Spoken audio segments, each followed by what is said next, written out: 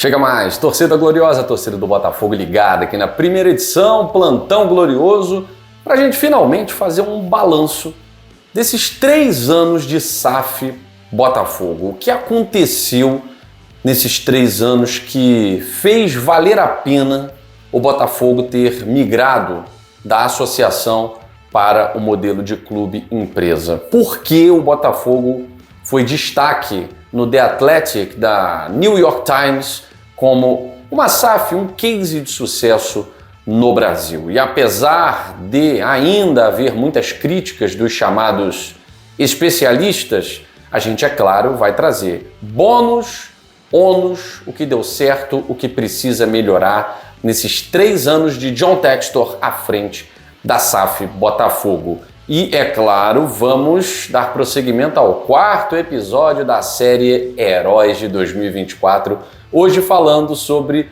o Pitbull do Fogão, Gregory. Isso e muito mais depois da vinheta.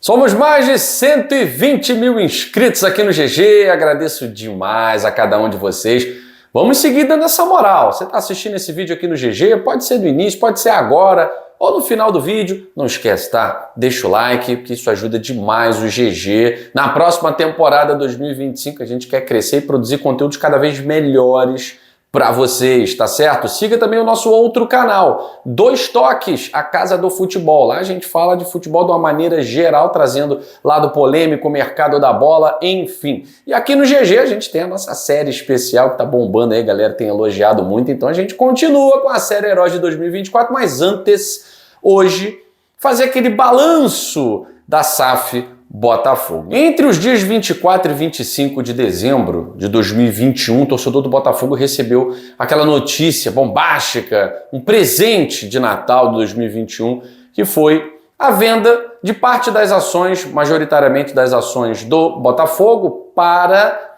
a Eagle Football, a Eagle Holdings, comandada por John Charles Textor. E em 2022, com a assinatura, o termo final, a votação na Assembleia, em General Severiano, ficou formalizada, oficializada a compra das ações do Botafogo pela SAF, pela empresa, de John Charles Textor, a Eagle Football.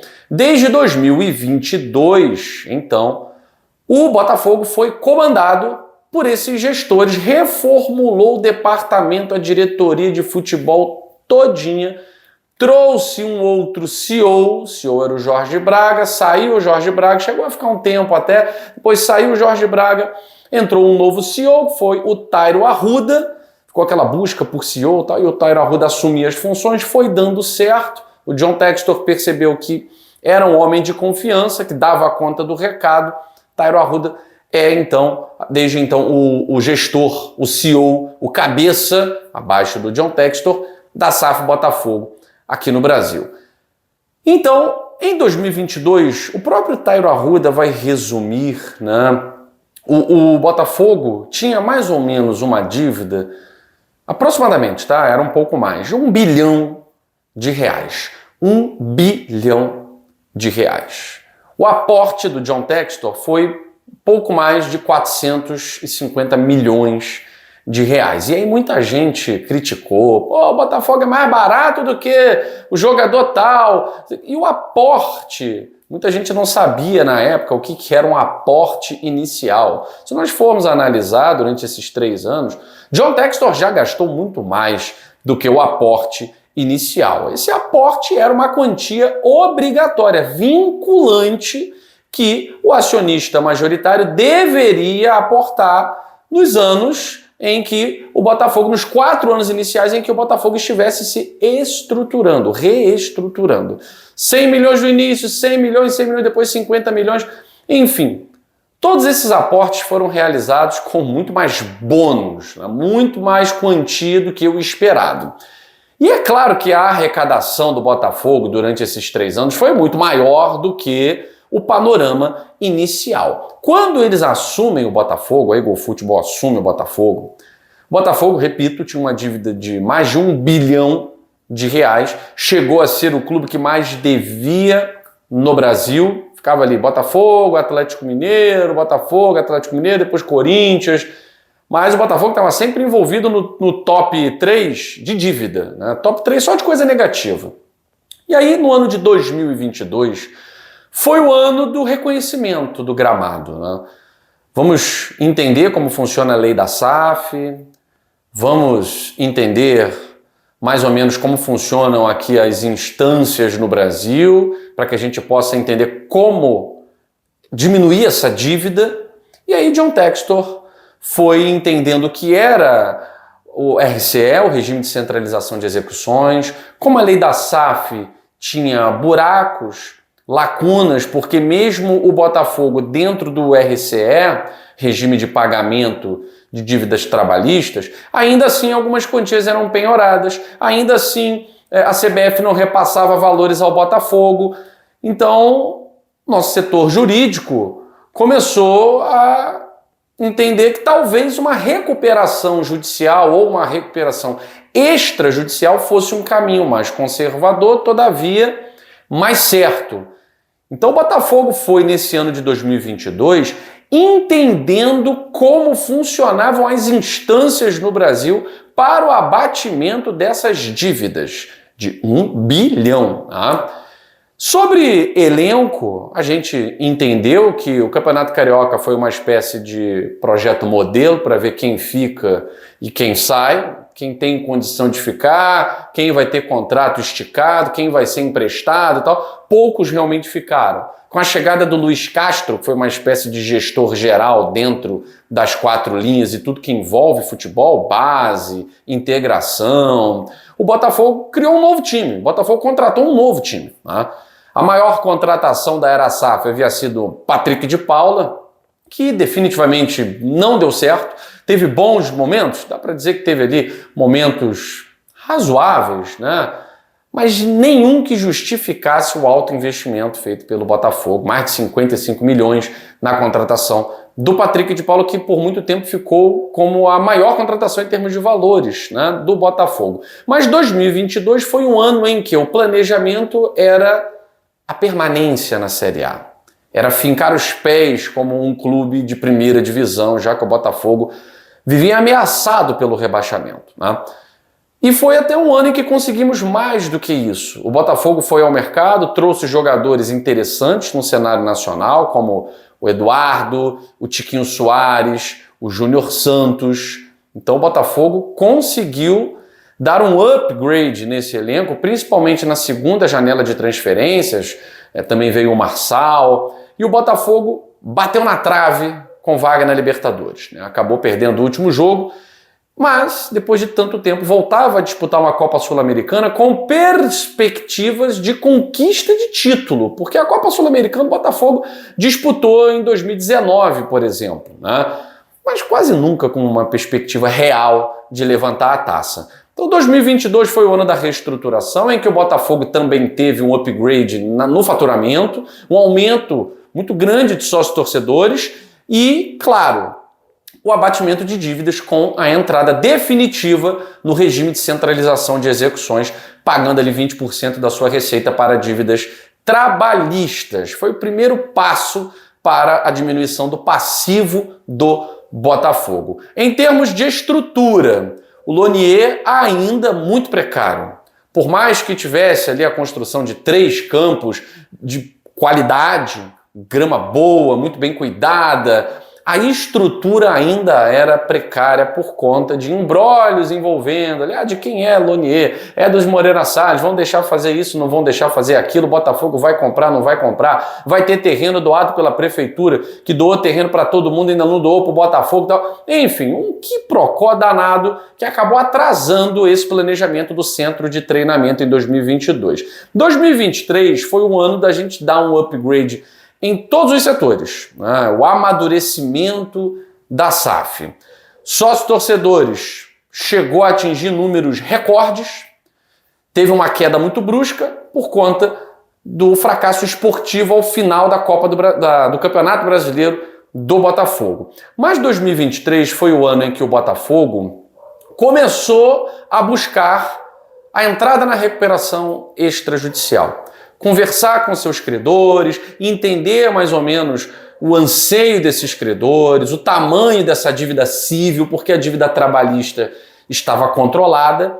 E o Botafogo também começa a ter conversas com a União para tentar acordos, a diminuição desse passivo também em relação a tributário, dívidas tributárias, né?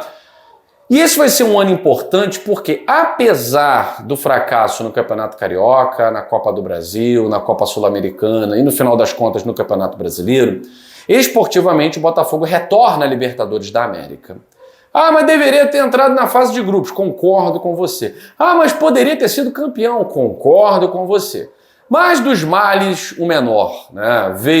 A desgraça veio a cavalo e o Botafogo conseguiu pelo menos se agarrar ali à 5ª posição, voltando a disputar a Taça Libertadores, que não disputava desde 2017. Fora do campo, uma melhoria do Lonier, do centro de treinamento do Lonier. Em termos de contratações, o Botafogo fraquejou nesse sentido. Por quê? Porque houve a quebra, a ruptura do projeto. No meio do ano, Luiz Castro sai, leva toda a sua comissão, leva a preparação física e ele tinha um poder muito grande, uma autoridade muito grande, praticamente abaixo do John Textor. O CEO Tairo Arruda e Luiz Castro tinham a mesma voz. E Luiz Castro começou a destoar, começou a ter voz dissonante na harmonia da SAF Botafogo. E depois da saída dele, o Botafogo não conseguiu, pensou certo, trouxe o Bruno Lage, pensou certo, não, perdi um treinador de ponta e vou trazer um treinador de ponta, um treinador campeão pelo Benfica, um treinador que vem da mesma escola, enfim, não deu certo, e aí o atropelo total na gestão com a colocação do Lúcio Flávio no lugar do Bruno Lage, em vez da manutenção do português. Hoje a gente entende, né? Hoje a gente entende que talvez o Bruno Lage errou naquela entrevista contra o Flamengo, falou demais, falou besteira, colocou o cargo à disposição. Isso enfraquece o mental do elenco, porque parece que o comandante está a qualquer momento pronto para ir embora, ou está doido para zarpar, está fazendo hora extra no Brasil. Então o Bruno Lage não passava confiança.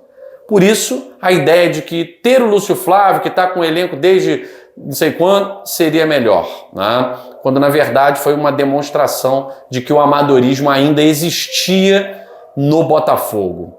E aí, esportivamente, a gente já sabe o que aconteceu, mas fora de campo nós temos mais motivos para comemorar do que para lamentar, né? Fora de campo, o Botafogo consegue o acordo com a prefeitura sobre o Newton Santos, e aí aquela discussão se vai tirar a pista olímpica e tal, do que tem esse imbróglio.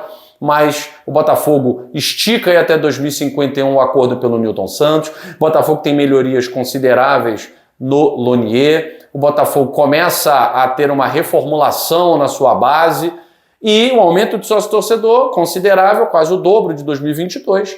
Um aumento de faturamento natural e a diminuição do passivo. O Botafogo todo ano seguindo à risca a diminuição do passivo. Planejamento para títulos, o John Textor tinha deixado bem claro que talvez o primeiro título do Botafogo fosse em 2025, quando a SAF já estivesse estabilizada, o passivo do clube estabilizado, um centro de treinamento de qualidade, para que tivéssemos o Botafogo como um chamariz para jogadores também de qualidade. Esse planejamento poderia ter sido antecipado em 2023, mas devido ao que aconteceu em 2023, John Textor vai antecipar o ano de 2025 para 2024. Altíssimos investimentos. 24 é o ano da maior contratação da história do Botafogo, 2 vezes. Primeiro com o Luiz Henrique e depois com o Thiago Almada, que acabou sendo o número recorde no Brasil. John Textor vai ousar. John Textor vai transformar o CT Lonier num centro de treinamento de muita qualidade e, inclusive, vai anunciar que será o centro de treinamento de base do Botafogo. O Botafogo vai ter um número recorde de sócios-torcedores, chegando a 80 mil sócios-torcedores, nunca antes pensado na história do Botafogo há 5, 6 anos. O Botafogo vai diminuir a sua dívida de 1 bilhão para 404 milhões. E o Botafogo terá um faturamento superior com as bonificações, premiações que ainda não foram anunciados, mas superior a 500 milhões. Ou seja, 2025 é um ano em que anuncia-se um superávit nas contas do Botafogo. Um clube que antes da SAF faturava pouco mais de 180 milhões e tinha uma dívida de 1 bilhão. Agora o Botafogo, com uma dívida controlada de 404 milhões, pode ter um faturamento maior do que 500 milhões. E por que isso? Porque 2024 é o ano em que o Botafogo se efetiva no RCE, pagando as suas dívidas trabalhistas, tendo inclusive vitórias na justiça, porque tem gente que quer furar a fila do regime de centralização de execuções, né? Botafogo tem ali a segurança jurídica demonstrada do RCE, coisa que não estava acontecendo em 2022, e consegue dar entrada na recuperação extrajudicial para o abatimento de grande parte de sua dívida civil. Então o Botafogo, em dezembro de 2024, tem uma vitória na primeira vara empresarial, homologando a recuperação extrajudicial do Botafogo, fazendo com que esse passivo esteja controlado em torno dos 400 milhões. E o faturamento do Botafogo passe a ser maior do que a sua dívida em 2025. Em torno de meio bilhão. A tendência é aumentar por conta das premiações, por conta das participações no Super Mundial de Clubes, a exposição da marca Botafogo, a venda de atletas, o que não vinha acontecendo no Botafogo há muito tempo, uma grande venda. O Botafogo ainda não realizou, né, essa grande venda, mas tem grande potencial para fazer isso.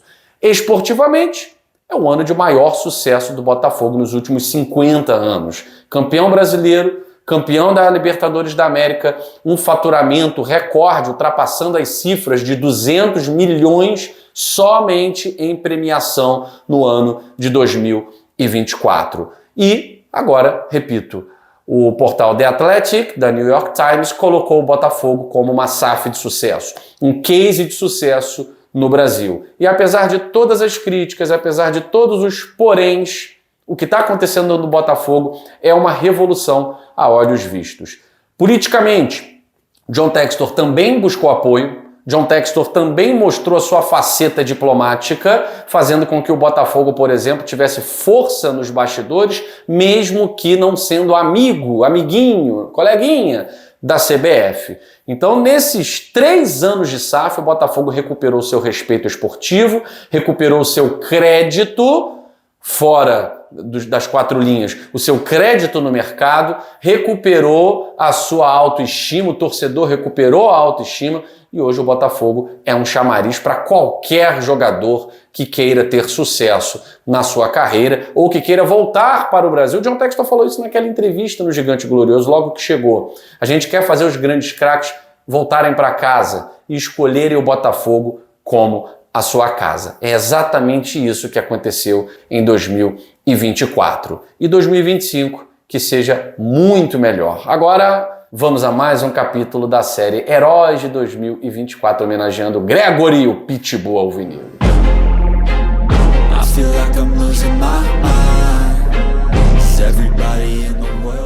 Gregory chegou ao Botafogo no início desse ano 2024, vindo do futebol norte-americano, era parceiro do Messi lá no Inter Miami. E o Gregory, que teve boas temporadas vestindo a camisa do Bahia também, quando estava no futebol brasileiro, despertando interesse de grandes clubes brasileiros, acabou optando pela MLS por conta do cascalho melhor. Qualidade do futebol norte-americano, a estrutura também melhorou muito. Vários jogadores têm optado pela Liga Norte-Americana.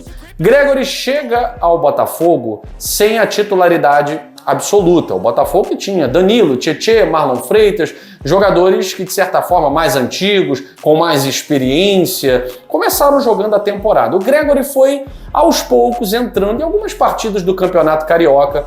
O Gregory começou a mostrar muita qualidade na marcação. O apelido Pitbull não vem à toa.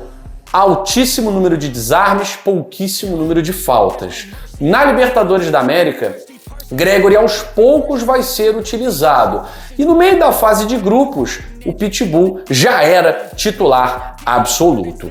Vai ser o grande nome do Botafogo a partir das oitavas de final da Libertadores da América e do retorno do Campeonato Brasileiro. Gregore vai atingir uma notabilidade, vai ser preponderante para o meio-campo e vai realizar da mesma forma que Bastos e Barbosa vai realizar ali no meio-campo do Botafogo um casamento perfeito com o Marlon Freitas.